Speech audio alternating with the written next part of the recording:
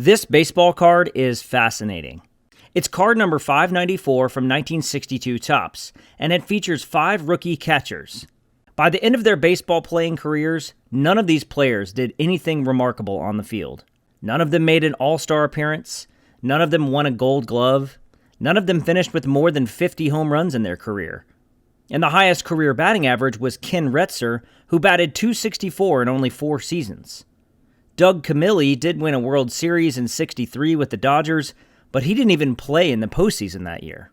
So this rookie card with 5 below-average catchers with no accolades to speak of is worthless, right? Wrong. Just a bit outside. He tried the corner and missed. It's actually one of the most valuable rookie cards in the entire 1962 Topps set. And the reason why is fascinating.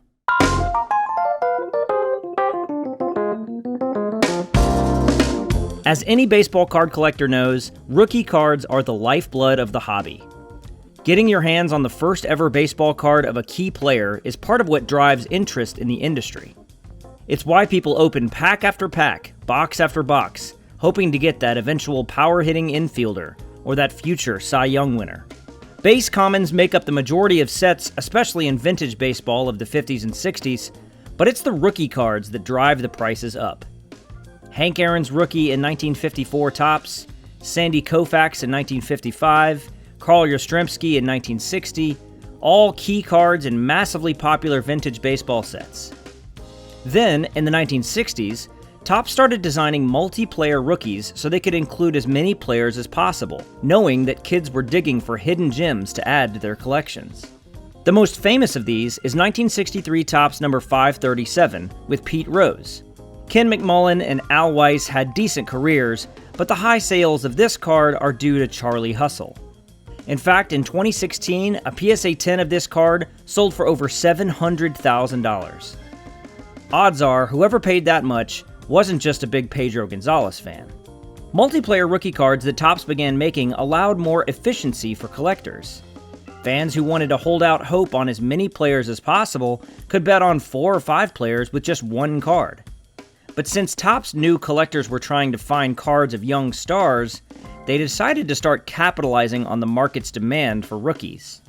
So what Topps did in 1962 was they pushed all of the key multiplayer rookie cards, or Rookie Parade as they called it that year, to the very end of the print run.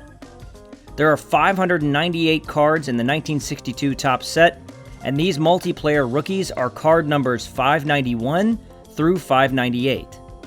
As many collectors know, high-number series cards are much harder to find, both because the cards were short-printed and because they were distributed later in the baseball season, so there's likely fewer of them in the population.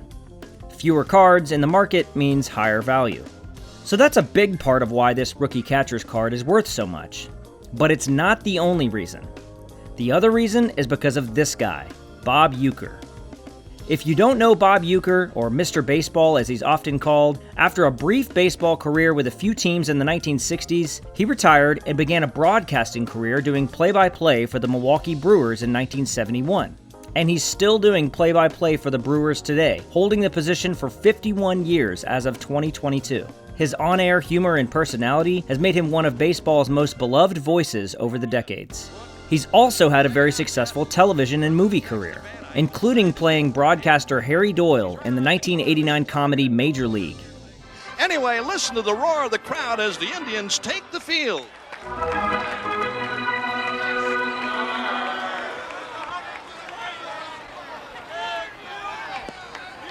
Yes, sir, they love this club here in Cleveland. He hosted several television shows, was in beer commercials, and was even a ringside announcer for WrestleMania in the 1980s. Matilda's back, and you are in a jam for what you did. Uecker was inducted into the National Radio Hall of Fame in 2001 and has won Wisconsin's Sportcaster of the Year many times. A big home run, the pitch. Ryan Braun sends it to left center and deep. Get up! Get out of here! Go! More than likely, when collectors buy this 1962 Topps 594, they're buying it because it's Bob Uecker's rookie card, a guy who has had an incredible career in baseball, not because of his playing ability, but because of his personality. Wow, they're having a good time in there. It also could be because it's a short print and just hard to find in high grades. In August 2021, a PSA 9 of this card sold for $21,000, which is the all-time record for any of the Rookie Parade cards from 1962. Most of the value in vintage baseball rookie cards hinges on the performance of the player. People buy Hank Aaron's rookie card because of his home run hitting power. People buy Pete Rose because he's still baseball's hit king. But this rookie catcher's card is the exception to the rule.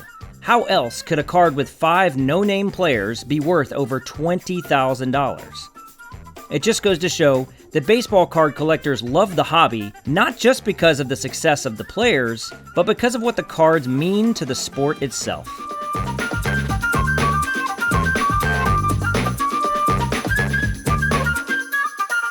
Hey, thanks for watching. And if you liked what you saw, please consider subscribing to our channel. We publish card history videos just like this one every week, along with other original content like our YouTube shorts, interviews with athletes and collectors, and more. We love telling stories about cards almost as much as we love cards. You definitely don't want to miss out on any of it.